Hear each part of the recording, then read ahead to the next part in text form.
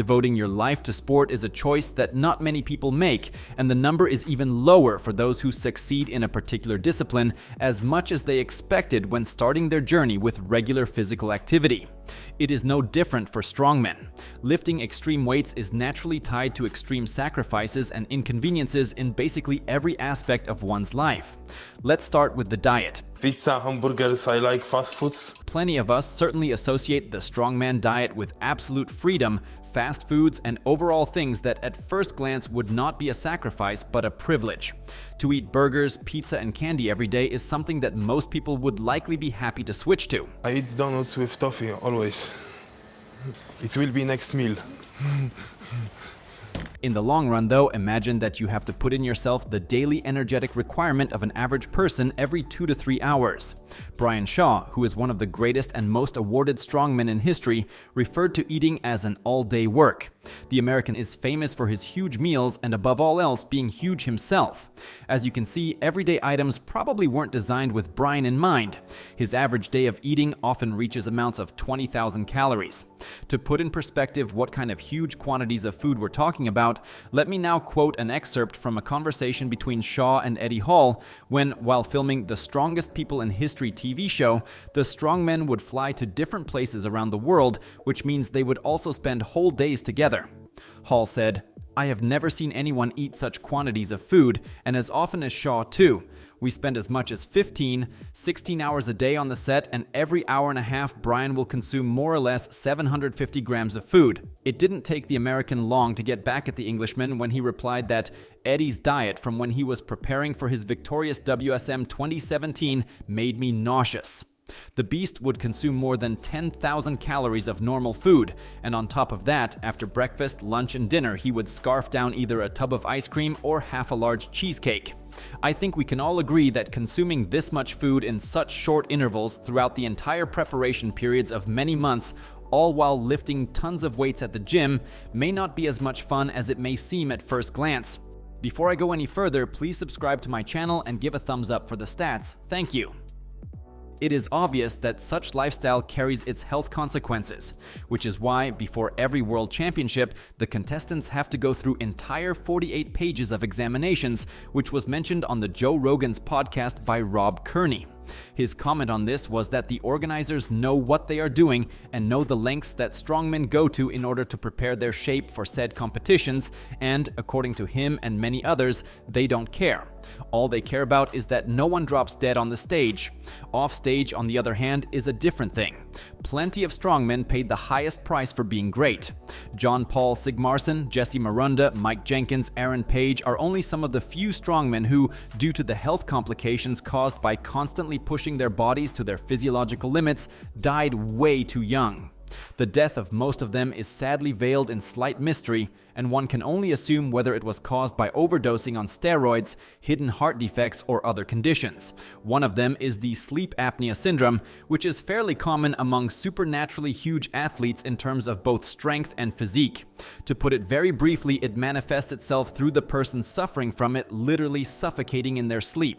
That's how, at the age of just 31 years, the above-mentioned Mike Jenkins died. The promising American had already had World Championship medals to his name, as well as winning the Arnold's Classic, and it was back when absolutely all trophies would get won by either Shaw or Savikas. Unfortunately, he never got the chance to continue his career, and we've never learned just how far his potential could reach. Ever since then, though, it has become more common for those giants to use an oxygen mask for the night, which is exactly to increase the oxygen supply when the lung ventilation ceases. It also needs to be said that the organizers of the World Championship are not very eager to help when your body starts to fail you. First of all, there is no insurance offered by WSM, and I'm not talking about such things as recovery after a potential injury. Let's hypothetically assume that one of you gets into the championship. During one of the first competitions, your heart is beating at an unnatural pace. You get checked by a WSM doctor and he tells you to go home. You haven't won a penny and now you'll be going back home, during which you can't tell if something more serious doesn't happen. The best thing about it is that I didn't even have to make up this situation, as it happened during the WSM 2020 to Gabriel Peñi, who was lucky enough to only have to go back from California to Texas. But it doesn't take long to find a different example, because just a year before, Graham Hicks tore his bicep during the first final competition, and all in bandages, he had to almost immediately go back to the UK to recover because he couldn't expect any healthcare from the organizer on site. To be honest, I don't know what you could expect from the World Championship, where the main prize is just $40,000. I suspect that Brian Shaw eats through more than that in half a year. It wouldn't take much calculating to conclude that the effort put in the preparations, diet, and optimal recovery of the strongman is, to put it mildly, inadequate to the potential payout for the possible success, which luckily increased a little 3 years back, up to more than $70,000. And speaking of effort, it is also a good idea to look into this topic for a moment, because I also think that not everyone is aware of what kinds of strain the contestants have to adapt to, both during the workouts and the competitions. If you have been following WSM for some time now, you may remember how they would sometimes display a chart with the contestants' heart rate on the screen. This topic was obviously touched upon by Robert Oberst at Joe Rogan's, who said such things as, among others, that the hosts stopped including that chart in recent years because this caused concerns among some of the viewers, as the heart rate values reached sometimes even exceeded 200 heartbeats per minute, like during truck pulling. Rogan himself couldn't believe this and said that this is the kind of rate of a hamster running in its wheel. I'll just add that the widely used formula for the maximum heart rate is 220 minus age. Of course, that's the simplified form, and one could assume that there are individuals this dependency doesn't apply to, but that's beside the point.